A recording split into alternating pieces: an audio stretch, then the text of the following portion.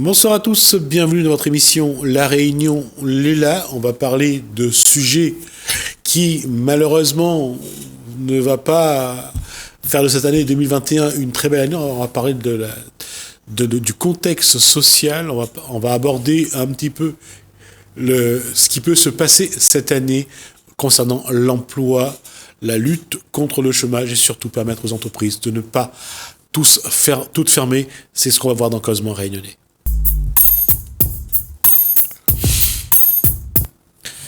Bonsoir, Jean-Yves Payette. Bonsoir. Vous êtes secrétaire général de la CGTRS et membre du bureau confédéral de la CGTA. Je disais que le contexte est particulier. Pour vous, il sera encore un petit peu plus particulier. C'est-à-dire, en fait, c'est vrai que ça dure. Ouais. Cette crise-là, elle dure depuis des années, des dizaines d'années dans la réalité. Mais là, avec l'arrivée du Covid, la situation va s'aggraver. Parce qu'il faut être honnête, on était déjà en crise avant. Tout à fait. Et quand on a 100 000 chômeurs, 120 000 chômeurs sur un petit territoire comme La Réunion, ça veut dire qu'on est en crise. La crise, c'est quand les travailleurs, les familles entières se retrouvent sans emploi, sans revenus décents, sans logement, possibilité de logement décent, etc. C'est ça la crise, pour nous en tout cas. Le monde du travail. Je pense que avec le Covid là, qui dure un an, qui risque de dépasser même une année, voire 2 années de situation qui va s'aggraver pour les travailleurs, cette situation-là, donc, elle complique. Elle complique les choses et pour les travailleurs, concrètement, ça veut dire des pertes d'emploi, des pertes de salaire, parce que malgré il y a le chômage partiel, mais c'est pas... Une des conséquences, c'est que cette année, on attend quand même beaucoup de faillites, on attend beaucoup de mise la clé sous la porte. Le contexte, quand les travailleurs viennent vous voir, ils vous disent que leur entreprise est en difficulté. Il y a 2 choses. Il y a des secteurs qui ne sont pas en difficulté, je veux dire, que ce soit les grandes surfaces ou autres. Là où il y a des grandes difficultés, c'est dans les petites entreprises ou les très petites entreprises. Ça, qui sont souvent en sous-traitance avec les grosses entreprises. Ouais. Bon, voilà. Mais ceci dit, globalement, contrairement à ce qu'on dit, si les travailleurs et la population aujourd'hui subissent, les milliardaires, entre le mois de mars et le mois de décembre, ont quand même fait augmenter leur richesse de 175 milliards. Ouais. Alors, je veux bien que nous, on doit se sacrifier, mais là, il y a quand même quelque chose qui démontre bien que la bataille pour justement faire que ce soit pas tout pour les profits, mais qu'on augmente les salaires, on embauche massivement, dans les secteurs utiles à la population, là on a les moyens. Écoutez, l'État a mis 100 milliards d'euros pour lancer l'économie. Les capitalistes, du mois de mars, en pleine crise, du mois de mars au mois de décembre, les plus riches ont fait 175 milliards d'euros de bénéfices supplémentaires, en tout cas d'enrichissement réel supplémentaire. Je pense que là, il y avait largement de quoi supprimer le chômage, que ce soit à La Réunion ou en France ou ailleurs. Et aider aussi les petites entreprises utiles à la population. On va peut-être arrêter de se voiler la face. Les entreprises les plus riches ne vont pas aider les plus pauvres. Ça, c'est une réalité. Tout à fait. L'objectif pour ces entreprises-là, c'est toujours de s'enrichir et de créer pour la société de nouveaux pauvres à chaque fois. Comment changer ce rapport aujourd'hui? Est-ce qu'on peut encore espérer que on arrête de fabriquer de nouveaux pauvres? C'est-à-dire aussi, il n'y a pas une réaction pour justement dire aux plus riches, ça suffit. Je pense que la situation, oui, va s'aggraver. Et on aura plus de pauvres et l'avenir de nos enfants et même nous-mêmes. Et c'est assez sombre. Mais je pense que en même temps, les travailleurs, ceux qui travaillent dans les grosses entreprises ou les moins grosses entreprises, etc., s'ils rentrent en lutte, ils sont les seuls qui peuvent remettre au pas ces milliardaires. C'est pas le gouvernement. Le gouvernement, je dirais presque, c'est le boy de service de ces grands capitalistes. La preuve, nous, on nous a imposé des baisses de salaire, on a imposé les licenciements, et les pressions pour augmenter les cadences dans les entreprises, etc. Mais les plus riches ont quand même augmenté leur richesse de 175 milliards. Je pense que, c'est-à-dire 175 milliards, ça veut dire quasiment 3 millions, 3 millions 5 d'emplois tout de suite. Voilà, si on rajoute les 100 milliards, il n'y a pas suffisamment de chômeurs pour embaucher tout le monde à 2 000 euros. Donc, le problème, c'est qu'il faut être convaincu déjà que oui, il y a les moyens pour donner à tous un emploi, pour augmenter les salaires, pour donner à tous un logement, etc.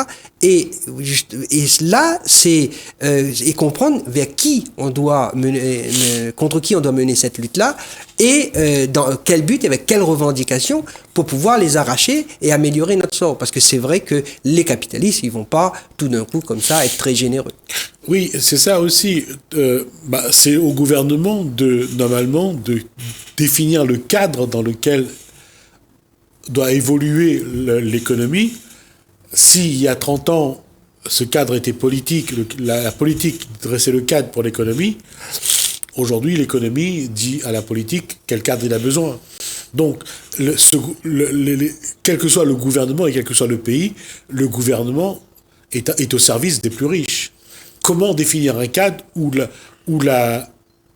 les salariés ont une chance d'avoir un vrai travail sur du long terme, de produire et de créer une société, peut-être pas égalitaire, mais au moins chacun a une chance d'avoir à manger. Je pense que c'est vrai qu'avant, les capitalistes ont toujours été au pouvoir quelque part. Il y avait juste un rapport de force qui était moins défavorable aux travailleurs. Hein. Aujourd'hui, ce rapport de force, il y a quasiment plus de partis politiques réellement, je dirais, importants qui défend les intérêts des travailleurs concrètement, qui le défend parce que c'est une nécessité, qui ne sont pas en train de combiner. Est-ce que on est des Réunionnais, on est des Français, voilà. Le problème aujourd'hui, c'est que la classe ouvrière, elle a été trahie.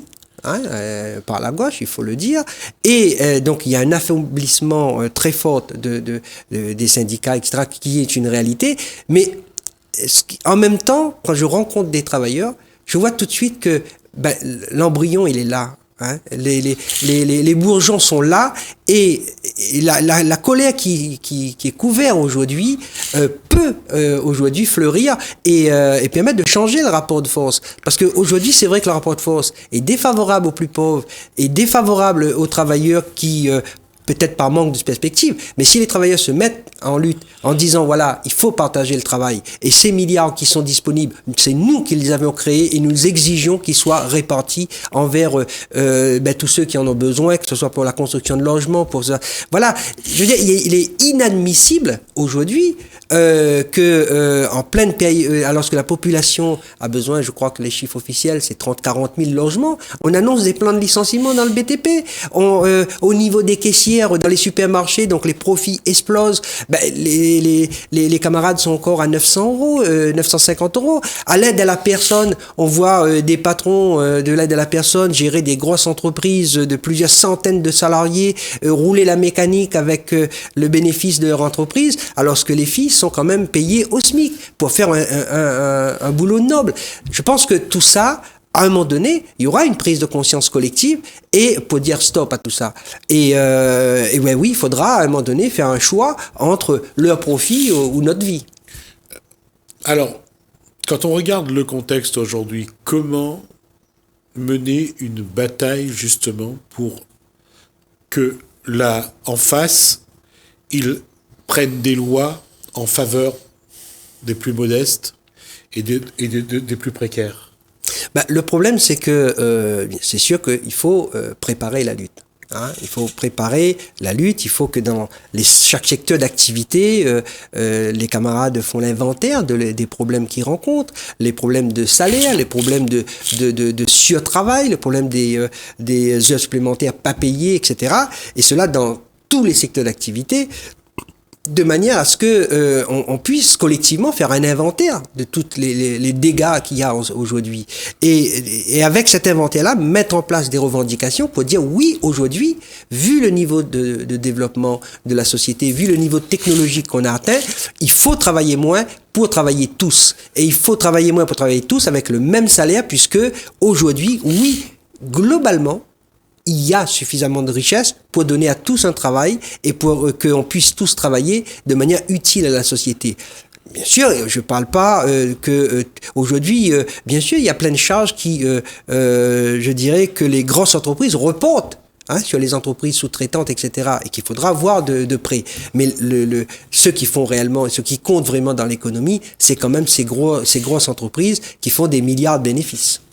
Oui, mais la question, on le voit, que encore une fois, que ces grosses entreprises donnent les ordres à ceux qui nous gouvernent, qui demandent des lois qui leur soient favorables, et pour l'instant, il n'y a pas d'autre alternative. Comment faire? Justement, la seule alternative possible, c'est que la classe ouvrière se réveille collectivement et se mette à se battre. Et ça, c'est obligatoire. Je ne sais pas dans combien de temps, mais ça fait des années que la classe ouvrière subit, que la pression augmente sur ceux qui restent au boulot. Vous savez, moi je suis militant, je reçois tous les samedis matins, je dirais, un nombre anormal de travailleurs qui viennent nous voir pour essayer d'avoir de l'aide. Et ça, à mon échelle, je vois ce nombre augmenter, mais je suis persuadé que ça se passe à l'échelle de la Réunion, voire à l'échelle de toute la France. C'est ce que donnent les chiffres. Et moi je pense pas. Et je crois que ça serait néfaste que tous ceux qui subissent aujourd'hui ne prennent pas le chemin de la lutte collective, parce que là, c'est la mort certaine.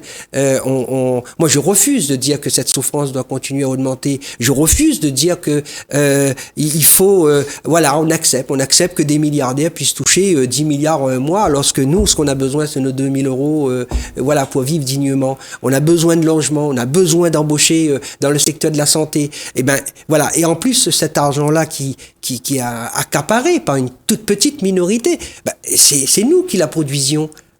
Et c'est vrai que c'est en menant cette lutte collective qu'on pourra justement faire trembler ces grands-là qui aujourd'hui se croient tout permis, exigent des gouvernements qui ne payent plus d'impôts, exigent des gouvernements qu'ils font toujours plus, qui doivent avoir toujours plus de subventions, etc. Et tous ces milliards-là qui sont accaparés par les plus riches, par ces milliardaires-là, sont perdus pour le reste de la population. Ils vont pas investir pour créer des usines en ce moment, ils vont pas investir pour créer des logements nécessaires à la population ou la santé ou autre. Eux, ce qu'ils veulent, aujourd'hui, toute cette richesse-là, même les 100 milliards que donne l'État, la grande majorité va finir dans la spéculation.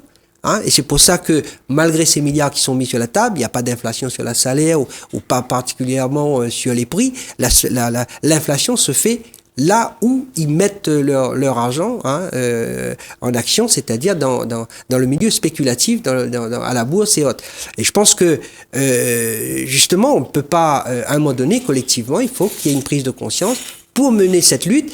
Et plus cette lutte elle sera puissante en nombre, c'est plus justement qu'on pourra faire plier le gouvernement et son grand patronat. Est-ce que cette prise de conscience a lieu entre les salariés? Est-ce que les salariés aujourd'hui que vous rencontrez ont envie de se battre? Je pense que déjà le 4 février, on verra ce que ça donne. Mais en tout cas, je pense que il y a un sentiment où on a envie de dire stop. Et je vois très bien dans le service à la personne, par exemple, où pour la première fois, il va y avoir quand même une manifestation de ces femmes-là pour revendiquer leurs droits.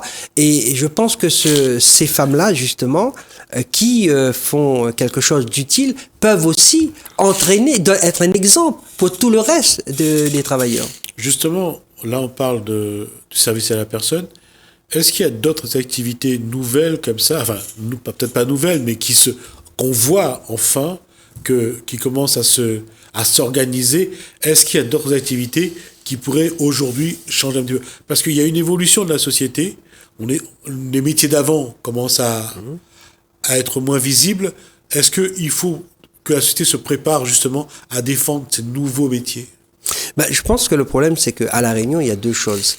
Il y a le fait qu'il y ait une économie qui est basée essentiellement sur le commerce et le service. C'est un choix politique fait par les capitalistes eux-mêmes, donc voilà. Mais moi, je pense qu'en matière de logement, en matière même d'agriculture, en matière de transport, en matière de l'aide à la personne, de la santé, de l'éducation. Je pense que oui, là, il y a besoin tout de suite qu'on embauche des milliers de travailleurs. Et or, comment accepter que des jeunes qui ont le bac +3, +4, +5, qui ont des doctorats, qui aujourd'hui n'est même pas assuré d'avoir un emploi, alors que des milliers de jeunes quittent l'école sans savoir lire et écrire correctement. Et ça, je dirais que c'est presque un crime envers les enfants des plus pauvres. Il faut aujourd'hui, oui, embaucher dans l'éducation nationale. Oui, il faut faire embaucher même dans l'aide à la personne, dans la santé, créer les logements nécessaires pour permettre à ce qu'on puisse vivre correctement, au moins être garanti que jusqu'à sa mort, on puisse dire, voilà, j'ai un toit. Et même ce droit-là, on enlève à la population. Et ça, je pense que s'il y a une lutte nécessaire, c'est le genre de revendication qu'il faudra mettre en avant pour faire plier les grands capitalistes. On voit par exemple aujourd'hui des gens qui ont bac +3, +5 revenir à des formations de CAP, Floris ou autres, parce que il y a pas de l'accès à l'emploi public est de plus en plus restreint. C'est une chose. Mais comment aujourd'hui protéger le travail qui existe avant de penser à en créer d'autres? Je pense que déjà là, il y a des camarades de la fonction publique, notamment aux impôts, qu'on est en train de supprimer des postes qui ont fait des manifestations, etc. Je pense que et là, les camarades, ils n'ont pas fait grève pour l'augmentation de salaire. Ils ont fait grève en disant, voilà, il y a des jeunes au chômage, il faudrait les embaucher, il ne faut pas supprimer les postes nécessaires à la population. Parce que c'est vrai que, un agent public quelconque, on ne se rend pas compte de son importance, mais c'est quand celui qui doit balayer, tailler le gazon ou nous recevoir aux impôts et tout, et là, quand il n'est pas là, voilà, c'est là qu'on voit les dégâts. Je pense qu'aujourd'hui, il faut arrêter de dire qu'il faut continuer à supprimer les postes dans la fonction publique, etc. Pourquoi? Parce que chaque poste qui est supprimé dans la fonction publique, c'est non seulement un travail en moins pour cet enfant qui a été à l'école, qui a réussi à l'école, etc., et qui ne peut pas rendre à la société quelque part tout son savoir, que cet enfant a acquis. Et je pense que ça, c'est un drame pour la personne, pour l'enfant, mais pour sa famille, pour toute la société. Imaginez que, je sais pas moi, quelqu'un qui a fait des études au niveau pédagogique, il est capable de travailler avec les personnes des jeunes qui sont un peu, qui sont tombés dans la délinquance ou pas. C'est un gâchis. Donner le savoir, c'est quelque chose qui est important et permettre à ceux qui ont reçu de pouvoir aussi donner. Et quand on regarde les postes justement, utile à la population, il faut créer des postes dans l'éducation nationale, etc. Mais chaque poste qu'on va perdre dans la fonction publique, chaque poste qu'on va perdre aux impôts, qu'on va perdre dans l'éducation nationale, qu'on va perdre dans la santé, l'argent économisé, ils vont continuer à faire gonfler ces 175 milliards que les plus riches ont accumulés sur ces 10 derniers mois. Et cette lutte, justement, pour maintenir les postes, pour obliger l'État justement à mettre en place les services utiles publics pour la population, ça, que ce soit dans les chambres consulaires ou autres, il manque du personnel. Et il faut embaucher, et il faut prendre sur ces milliards-là pour embaucher. On voit bien que le budget public se restreint. On voit bien que de l'autre côté, dans le privé, les entreprises sont de plus en plus différentes, les structures sont de plus en plus petites, les start-up par exemple, et qu'elles restent fragiles. Comment aujourd'hui essayer de créer des structures d'entreprise qui soient beaucoup plus viables et qui soient vraiment, qui apportent vraiment du travail? Et dans le contexte actuel, c'est pas simple. Vous savez, on essaye de nous faire croire que chacun d'entre nous peut créer sa petite entreprise. Oui. Le résultat, je discutais avec un expert comptable, il disait que lui, il n'a jamais trop vu de gars qui sont auto-entrepreneurs et qui ont pu réussir, etc. Tout ça, c'est un peu de la poudre aux yeux. Quand ça va mal, on te dit, voilà, on va t'aider à créer ta propre petite entreprise. Bon, la personne qui veut créer une petite boulangerie, qui veut devenir agriculteur, il n'y a pas de souci, c'est pas voilà, qui puisse même avoir des aides, moi ça me choque pas particulièrement. Par contre, le problème c'est que ça c'est un palliatif dans la discussion, c'est une manière de discuter d'autre chose que des vrais problèmes. Les vrais problèmes, c'est les grosses entreprises. Le vrai problème, c'est que là où on peut créer massivement de l'emploi, c'est que justement, c'est dans les grandes surfaces, c'est dans l'éducation nationale, c'est dans la santé. C'est là qu'il faut mettre le paquet, et c'est là que toutes les richesses doivent être utilisées pour pouvoir créer des emplois stables et utiles à la population. Mais on voit bien que les grosses entreprises essayent toujours de sous-traiter, essayent toujours de trouver les moyens de réduire leurs dépenses à maximum, leurs charges à maximum. On voit bien que entre le discours de Jean-Yves Payette et cette réalité économique, des fois quand on regarde, il y a un sacré fossé. Je suis conscient de la puissance de ces capitalismes, mais je suis aussi conscient que pour le moment, la puissance des travailleurs qui se mettraient en lutte serait beaucoup plus, serait capable de faire des grandes choses. D'ailleurs, dans le passé, tout ce qu'on a pu faire, qu'on a fait plier les capitalistes, c'est parce qu'on était rentré en lutte. Mais je pense qu'à un moment donné, il faut les mettre en état de nuire.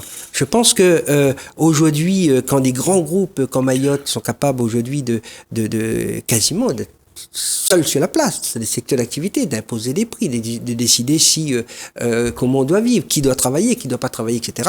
À un moment donné, oui, la réquisition de cette entreprise peut être mise sur la table. Et ce serait peut-être même un des seuls moyens de régler nos problèmes avec ces grands capitalistes-là. Parce que, vous savez, les grands capitalistes, les gros actionnaires, ils sont propriétaires, d'accord ? Ils sont propriétaires des actions et autres. Mais c'est pas eux qui font tourner ni les caisses, ni les usines, ni rien. Ok, ils arrivent, ils affichent leur titre de propriété, point à la ligne.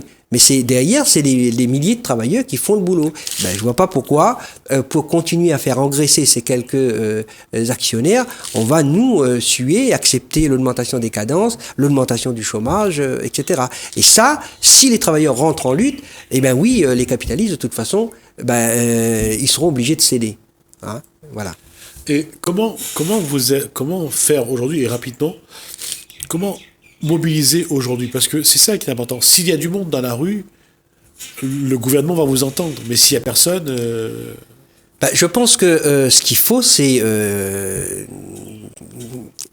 vraiment avoir un plan d'attaque. Hein, un plan pour contre-attaquer, c'est-à-dire faire que la consigne dans tous les secteurs d'activité soit très claire, qu'on essaye d'être le plus nombreux possible à préparer ce contre-attaque-là, que les camarades doivent faire l'inventaire de tout ce qui va pas dans l'entreprise, dans tout parce que la plupart des salariés n'en peuvent plus. Même ceux qui travaillent n'arrivent plus à joindre les deux bouts. Parce qu'il faut augmenter aussi les salaires. Hein. Et je pense que cette colère-là qui, aujourd'hui, peut-être tourne un peu paraît tourner vers un certain désespoir, mais moi je pense, et l'histoire nous démontre que chaque fois que les travailleurs décident à un moment donné de prendre le chemin de la lutte, personne ne pouvait le prévoir à quelques jours à l'avance. Et moi, je suis persuadé qu'en tout cas, je milite pour que les grandes revendications des travailleurs et de la population soient mises sur la table dès le démarrage d'un mouvement social à La Réunion. Alors, on aura l'occasion d'en reparler. Merci Jean-Yves Payette pour cet échange. C'est moi. Et on va nous terminer sur ce qu'on avait commencé cette semaine, c'est-à-dire l'égalité entre filles et garçons. Et on a deux autres étudiants et lycéennes qui vont parler. Et je vous retrouve juste après.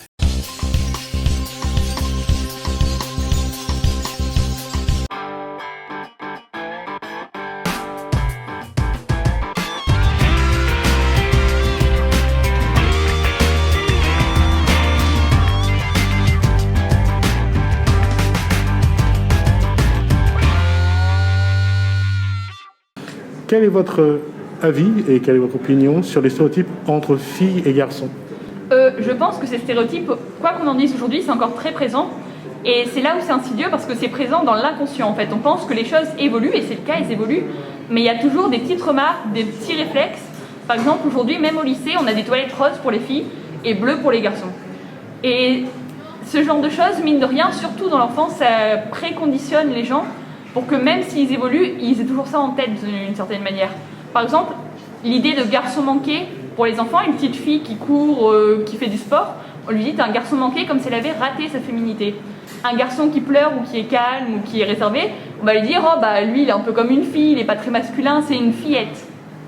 Et je pense que mine de rien, malheureusement ces stéréotypes sont toujours présents et il faut pas l'oublier, il faut bien en avoir conscience si on veut pouvoir les faire évoluer. Comment la jeune adolescente que vous êtes voudrait faire évoluer l'image de la femme aujourd'hui? Je pense que déjà ça passe par soi-même. Enfin, faut faire un travail déjà sur soi-même pour pouvoir se battre et avancer ses idéaux.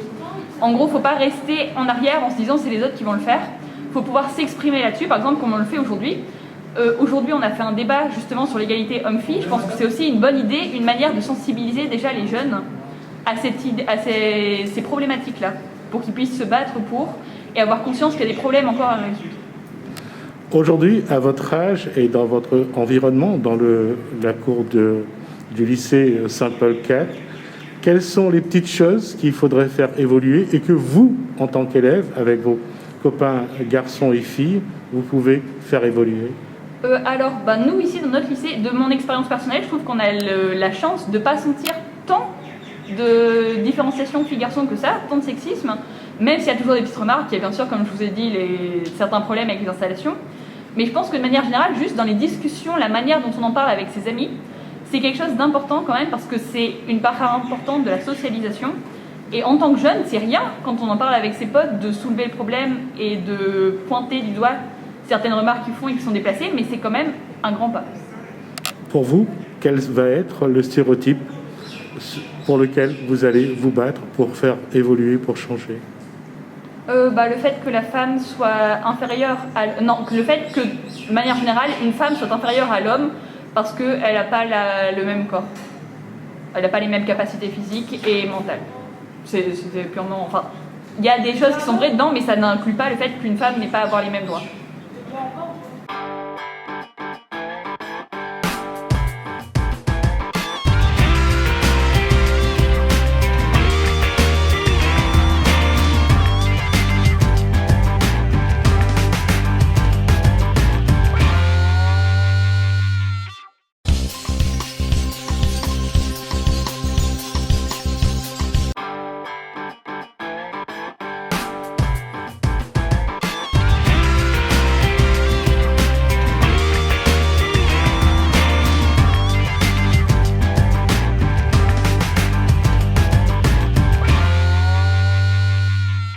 L'engagement citoyen, c'est quelque chose aujourd'hui qui doit avoir une autre valeur.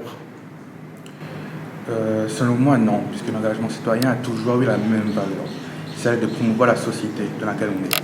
Aujourd'hui, on se trouve dans une démocratie, dans une république. Et aujourd'hui même, avec l'avancée des technologies, l'avancée du statut de citoyen, il est de même de plus important de concrétiser cette chose-là, qui est le statut de citoyen. Il est plus important de le promouvoir dès le plus jeune âge, c'est-à-dire dès l'école primaire, voire le secondaire.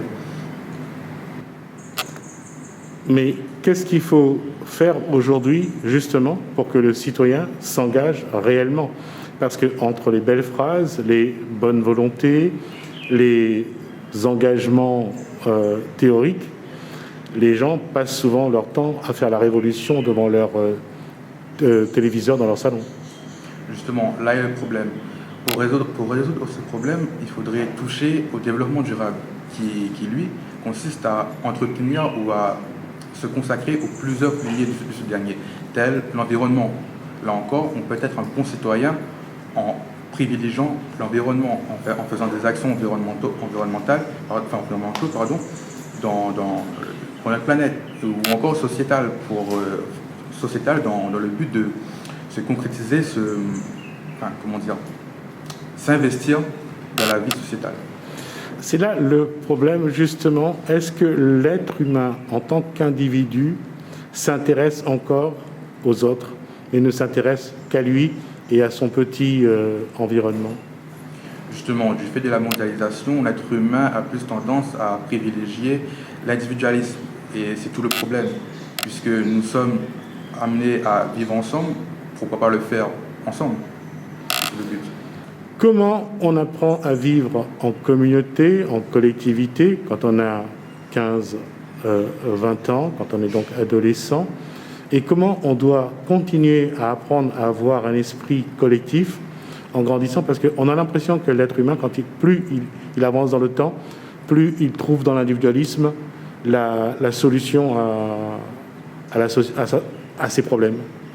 Déjà, selon moi, il faudrait remonter à la source, qui est l'éducation même, qui nous est donnée par nos parents. D'où notre éducation, on peut savoir où on va, concrètement. Ensuite, à l'âge de 15-20 ans, viennent l'éducation secondaire, telle que les réseaux, les amis et tout. Et c'est là qu'il faut résoudre le problème. C'est là où on doit prendre l'initiative de nous-mêmes, on doit avancer, faire le pas, ne plus parler, déjà, et agir. Vous, à votre niveau, comment vous allez agir? Tout simplement en me présentant en tant que délégué.